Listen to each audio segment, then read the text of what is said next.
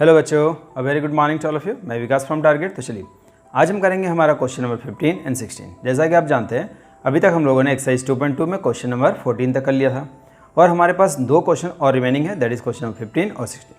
Question number 15 इसमें आपसे ये कहा गया है कि सपोज करिए कि आपके पास क्वेश्चन आप अपने स्क्रीन में देख सकते हैं और इसको क्वेश्चन को कम से कम पहले 2-3 बार पढ़िए।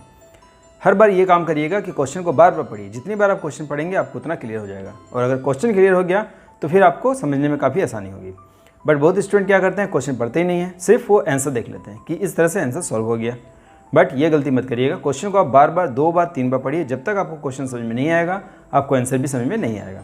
तो देखिए यहाँ पर हमारे पास क्वेश्चन है और इस क्वेश्चन को आप इस तरह से एग्जाम्पल लेके भी समझ सकते हैं। मान लीजिए आपके पास एक पिगी बैंक है, ठीक है, गुल्लक है या पिगी बैंक है। उस गुल्लक में आपके पास टोटल अमाउंट कितना है, 300। ये आपने समझा कि आपके गुल्लक में टोटल 300 रुपये है, यानी 300 रुपीज़ है। अब आपको ये बोला गया है कि उस गुल्लक में या तो आपके पास 1 रुपीज़ वाला कॉइन है या 2 रुपीज़ वाला कॉइन है या फिर 5 रुपीज़ वाला कॉइन है। ये आपने समझा, या तो आपने उसमें सिर्फ 1 रुपीज़ वाला कॉइन डाला था या तो 2 रुपीज़ वाला या तो 5 रुपीज़ वाला।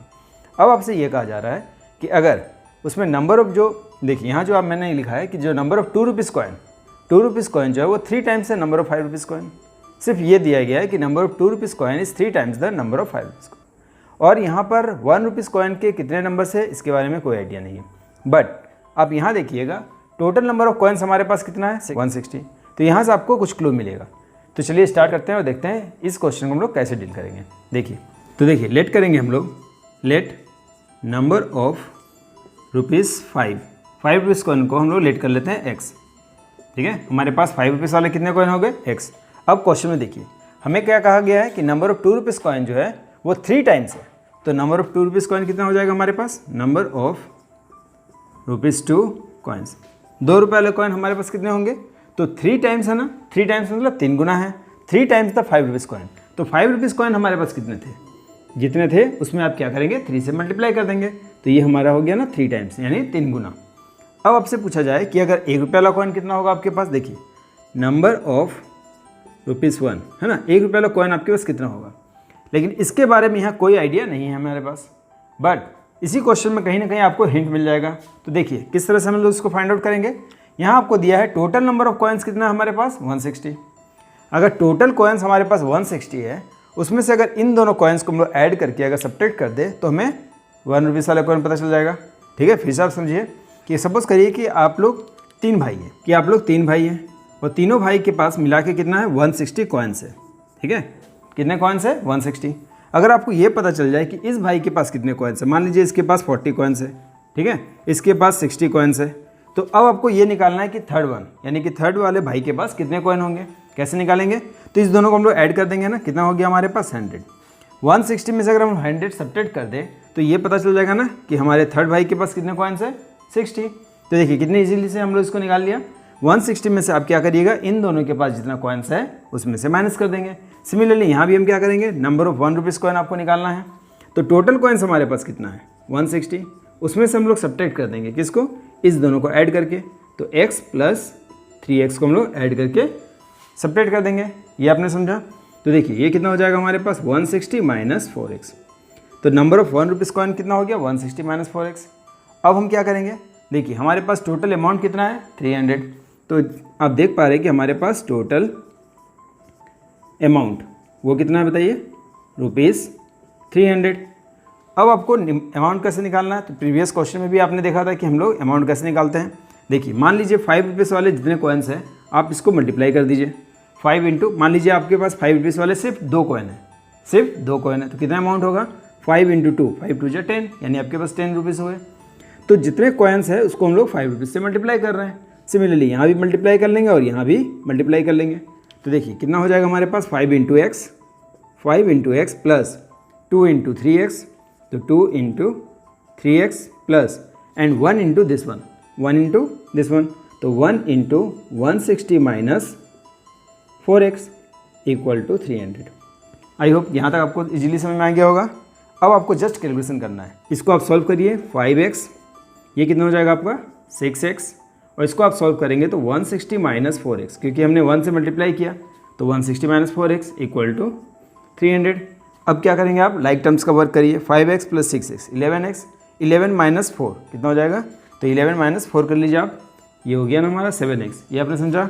देखिए 5 + 6 11, 11 में से हमने 4 माइनस कर दिया, कितना हो गया 7। अब हमारे पास क्या है 160। इस 160 को आप राइट हैंड साइड शिफ्ट कर सकते हैं ना, तो ये कितना हो जाएगा हमारे पास 300 माइनस 160। अब देखिए इसको हम लोग सॉल्व कर लेते हैं, तो ये हो जाएगा हमारा 7x। इसको आप सॉल्व करिए, कितना हो जाएगा 140। यहाँ से आप x निकाल सकते हैं ना, तो देखिए हमारे पास x कितना हो जाएगा, x हो जाएगा 140 डिवाइडेड बाई 7। देखिए 140 डिवाइडेड बाई 7, तो x हमारा हो गया ना 20। जैसे ही आपको पता चल गया कि हमारे पास x कितना है 20। अब आपसे पूछा गया था नंबर ऑफ 5 रुपीज़ कॉइन कितने होंगे, तो 5 रुपीज़ वाले कॉइन कितने होंगे, हमने कैलकुलेट किया था x, यानी कि 20 होंगे। उसी तरह से 2 रुपीज़ वाले कॉइन कितने होंगे, 3 × 20, क्योंकि x हमारा 20 है ना, तो 3 × 20 दैट इज़ 60।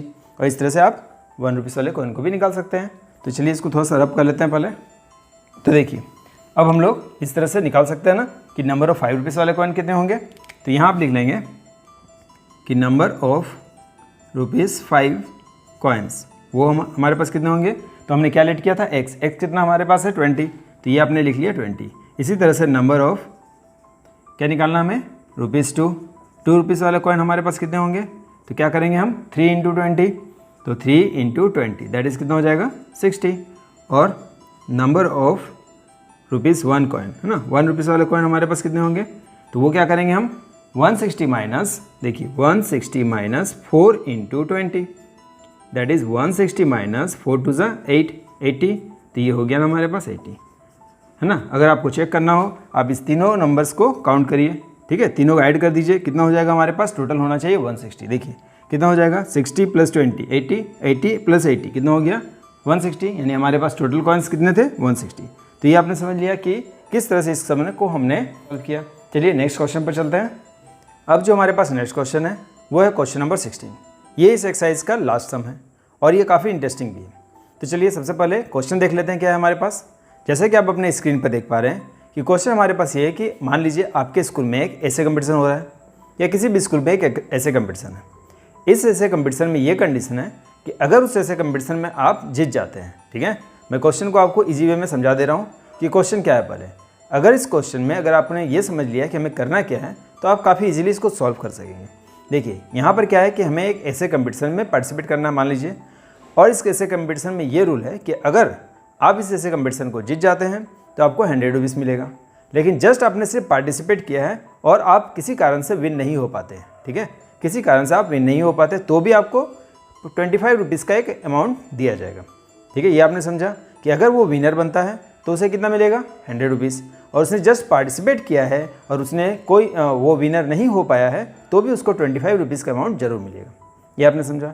टोटल पार्टिसिपेंट कितने हैं 63, ठीक है, टोटल पार्टिसिपेंट कितने हैं 63, और टोटल प्राइस जो मनी है वो कितना है आपके पास 3000 रुपीज़। तो चलिए स्टार्ट करते हैं। देखिए टोटल प्राइस मनी हमारे पास कितना है 3000, टोटल पार्टिसिपेंट कितने हैं 63।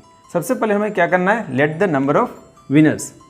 देखिए let the number of winners, winners को हमने लेट कर लिया कि हमारे पास या उस ऐसे कंपटीशन में कितने विनर्स हुए, तो ये तो हमें पता नहीं है ना, तो हम लोग क्या लिख लेंगे x, यही हमें कैलकुलेट करना है कि कितने विनर्स हैं।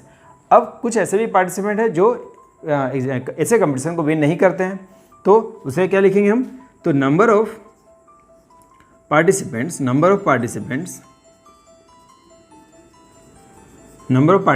हु डज नॉट विन, जो नहीं जीता है ना, हु डज नॉट विन, जिसने पार्टिसिपेट तो किया है लेकिन उसने वो विनर नहीं हो पाया है, तो उसमें क्या हो जाएगा 63 माइनस एक्स।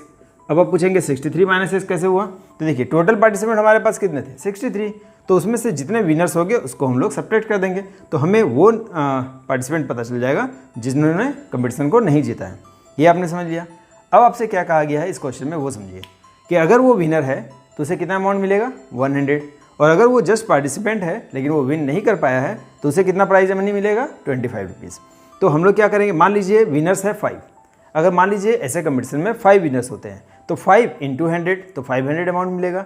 उसी तरह से हमें अभी नहीं पता है कि विनर्स के नंबर कितने हैं, तो हम लोग इसको क्या कर लेंगे 100 से मल्टीप्लाई कर लेंगे। देखिए पहले हम लिख लेंगे कि हमारे पास टोटल प्राइज मनी कितना हमारे पास, टोटल प्राइज मनी जैसा कि आप देख पा रहे हैं हमारे पास कितना है ₹3000। अब ये कहा गया है क्वेश्चन में कि विनर्स को 100 रुपीज़ करके मिलेंगे, तो यहाँ हम लिख लेंगे 100x, ठीक है। और जो विनर्स नहीं है उनको कितना मिलेगा, यानी जस्ट पार्टिसिपेंट उनको कितना मिलेगा, तो इसमें हम लोग क्या कर लेंगे 25 से इंटू कर लेंगे, ठीक है। और जो टोटल अमाउंट है दैट इज़ 3000। अब इसमें आपको जस्ट कैलकुलेशन करना है। देखिए यहाँ हमने लिख लिया 100x, तरह से इसको हम लोग मल्टीप्लाई कर लेंगे। देखिए 25 3 जा 75, 75 का 5 हाथ में कैरी बचा 7, 25 6 जा 150, 150 में 7 ऐड कर दीजिए 157 माइनस इसको आप मल्टीप्लाई करिए कितना हो जाएगा 25x इक्वल टू 3000। ये आपने समझा। अब जस्ट कैलकुलेशन करिए लाइक टर्म्स का, ये हमारा लाइक टर्म्स है ना। 100 माइनस 25 कितना हो जाएगा 75x, और यहाँ हो गया हमारे पास 3000 माइनस इसको आप राइट हैंड साइड ले जाइए 1575, ठीक है। यहाँ आप सॉल्व करिए 75x इक्वल टू इसको आप माइनस करिए। देखिए ये हो जाएगा ना हमारा 10, कैरी ले लीजिएगा 10 हो जाएगा, 10 में से 5 गया 5, ये हो गया ना 9 9, तो 9 में से 7 गया कितना हो गया 2, 9 में से 5 गया क्या हो गया 4, ये हो चुका हमारा 2, 2 में से 1 गया तो कितना हो गया 1। यहाँ से हम लोग x निकाल लेंगे 1425 डिवाइडेड बाई 75, ठीक है। इसको आप डिवाइड कर लीजिएगा, इसको डिवाइड करने पर आपको मिलेगा 19, ठीक है। इसको आप डिवाइड करके चेक करिएगा आपको कितना मिल जाएगा 19। x मिला हमें कितना 19, क्या निकालना था हमें नंबर ऑफ विनर्स, निकल गया ना हमारा number of winners that is 19। तो यहाँ आप लिख सकते हैं that is number of winners equal to 19।